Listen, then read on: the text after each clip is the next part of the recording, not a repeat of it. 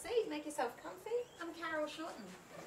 Thanks, Carol. I'm Dan Murphy. I called you yesterday. Yes, I remember. It's nice to meet you, Dan. And what can I help you with? Well, Sean Gray from my support group, I think you might know him, he suggested I come and see you. He reckons that you can help me. Okay. So perhaps you'd like to maybe tell me a little bit about yourself and exactly what I can help you with. Sure, I can tell you a bit about myself, but wouldn't Sean have told you about me already? Isn't that what you guys do, swap your case notes on people? No, Sean hasn't contacted me about you, and he actually runs several different types of support groups, and so I'm not actually sure which group you attend. Oh, I attend the group for problem drinkers, but I'm not a problem drinker. That's why Sean suggested I come to see you, because I need some help with my wife Wendy. Okay. Well, what kind of help do you need, Dan? Well, she's constantly nagging me just because I call into the pub on my way home from work to have a couple of beers with my mates. Okay. So just to be sure I'm getting an accurate picture here, how many are a couple of beers? Well, 2 or 3, that's it. That's tops. But Wendy tells me that's not good enough for her. She wants me to come home straight from work, no stopping in the pub for a drink. Okay, and so you're interpreting this request as your wife nagging you? Yeah, well, that's what nagging is, isn't it? That someone continually tries to get you to do what they want you to do. Yeah, it's a good definition of nagging, I guess. So, can you tell me, Dan, how often do you call into the pub on your way home from work? Oh, that'd be pretty much every day, I think. Yeah? And do you feel that's a reasonable thing to do? Well, like I told you, I only have a couple of beers and then go straight home, except for the other night, of course. And what was different about the other night? Well, I just got so sick of Wendy nagging me to come home from the pub that I stayed and had an extra couple of beers with the boys. And of course I got pinched for drink driving on my way home, didn't I? First time ever too. Luckily I was only just over the limit. Guess that's why the judge was lenient on me and sent me to Sean's group. Okay, so if I can ask you, Dan, what do you think it was that you were wanting or trying to get the other night when you chose to stay and have an extra couple of drinks? Well, I suppose I was just trying to get Wendy to stop nagging me. I just wanted to be free to go to the pub on my way home from work for a couple of beers with my mates. Yeah. And Dan, have you tried talking to Wendy about this situation to discuss what you both want? Well, I guess I haven't come from the angle of what we both want, but I have tried talking to her about her nagging me. But she doesn't see what she's doing as nagging at all. She thinks it's not normal for a man to enjoy a beer with his mates at the pub. And do you think it's normal, Dan? Of course I do. I'm just a typical hard-working Aussie bloke, and so are all my mates.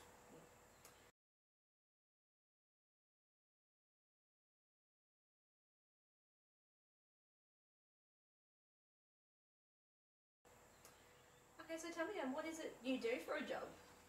Well, I'm a builder, and a damn good one too. I run my own business, and I've always got plenty of work on, and I've got a great crew of blokes working for me. Most of them have been my mates for years. Okay, so your work crew are your mates, and that's why you like to call into the pub every day after work? Yeah, well, that's one of the reasons. It's a good way for us to wind down after a hard day's work. But it's also so we can have a yak about the job we're working on, you know, to let off some steam before going home to our families. A building site can really be a pretty stress-filled place. And the main reason, though, is so I can tell the blokes what jobs they'll be doing the next day. So when we arrive in the morning, we can just get stuck straight into work. Oh, yeah. So you feel these are pretty good reasons for you to call into the pub every day after work?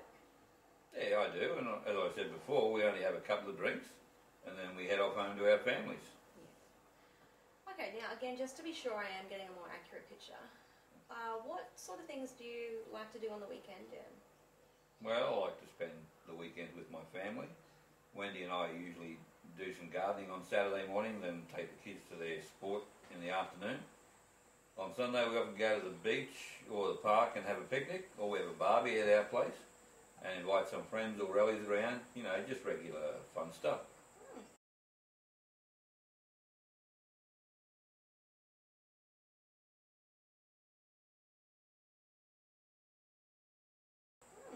No, it sounds like your weekends are a lot of fun.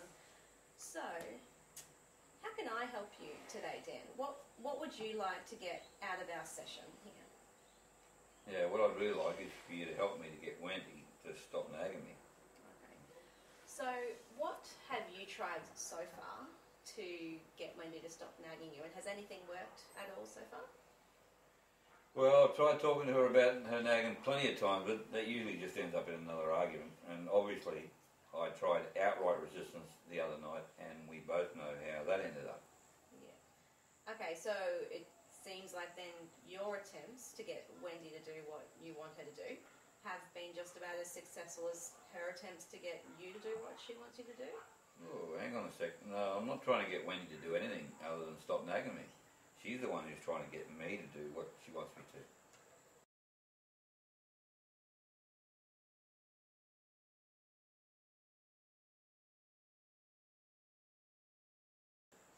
Okay, so you did just say that you're trying to get Wendy to stop nagging you, yeah? Well, yeah, I suppose it is, but Isn't that then trying to get her to do what you wanted her to do? I suppose it is, but she shouldn't be nagging me to do what she wants me to do, should she?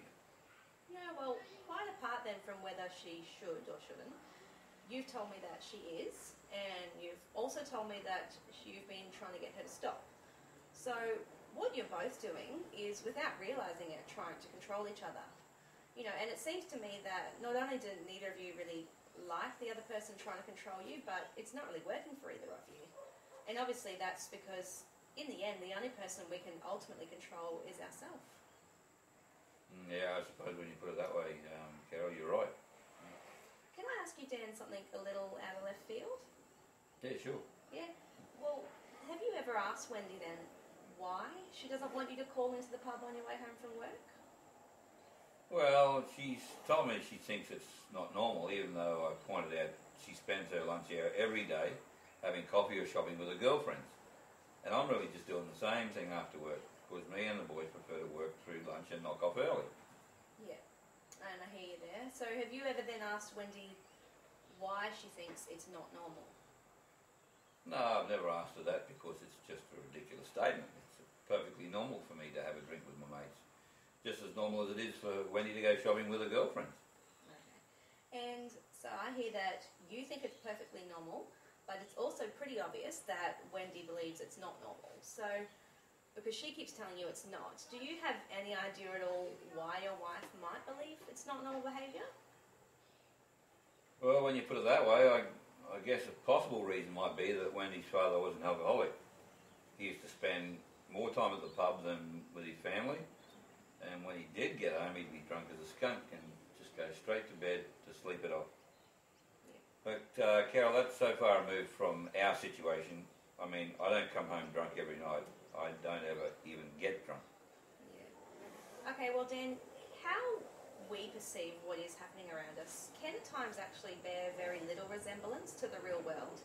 And this could very well be what's really happening for Wendy in this situation, do you think? Well, that's gone straight out of my head, Carol. No, and that's okay, Dan. If you let me explain it to you more simply.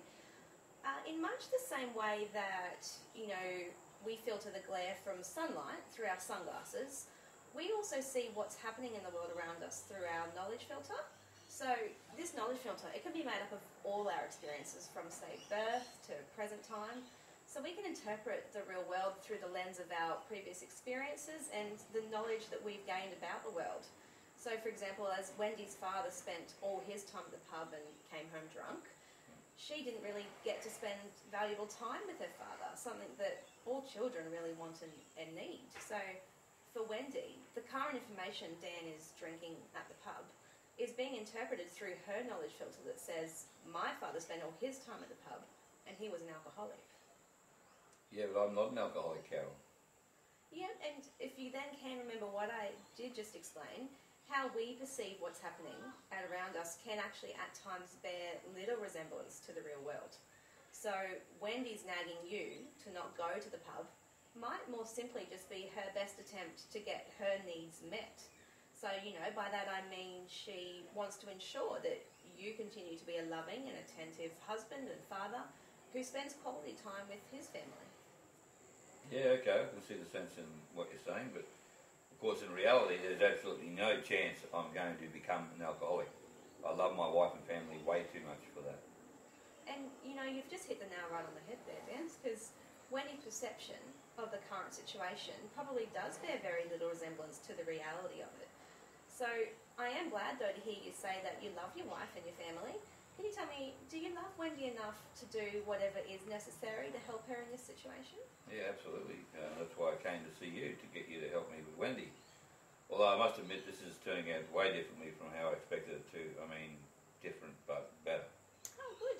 No, I'm glad to hear you're on board with this, Dan. And, you know, the type of therapy I use is aligned to the principles of what they call choice theory, which states that the only behaviour we can control is our own, and also that all we can give or get from another person is actually just information. So all behaviour, it's really just an attempt to satisfy our basic needs. So, you know, now that you have a reasonable idea of the needs that Wendy might be trying to satisfy with her nagging and controlling behaviour, rather than you trying to control Wendy yourself, you could maybe just choose instead to give her some more information to add to her knowledge filter. You know, this new information might help Wendy to interpret the current situation more closely to the reality of what's happening. Okay, by information I'm guessing you mean what you've just explained to me about choice theory. Yeah, correct. And you know, Dan, I'd really love if you could even invite Wendy to come in with you for a second session, and I could explain to her as I have just for you. You know, and I'd also love to teach you both about the choice theory solving circle. It's really quite helpful in focusing couples on the importance of prioritising the relationship's needs over the needs of each partner. So when attempting to solve situations like this, it can be much easier.